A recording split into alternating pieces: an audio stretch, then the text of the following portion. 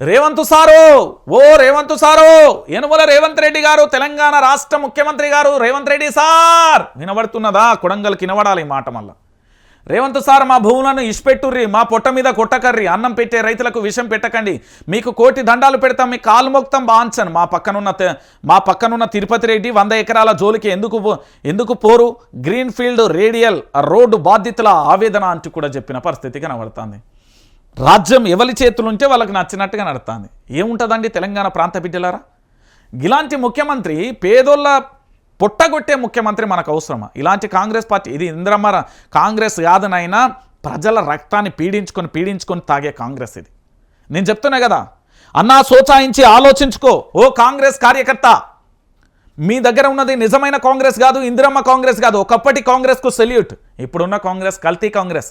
కేవలం పదవుల కోసం, రాజకీయాల కోసం ఇతరత్ర పార్టీల నుండి వచ్చి వాళ్ళు అనుభవిస్తున్నదే తప్ప మీరు ఇప్పటికీ కూడా బాధపడాల్సిన పరిస్థితి ఏర్పడుతుంది. దయచేసి ఆలోచించుకో.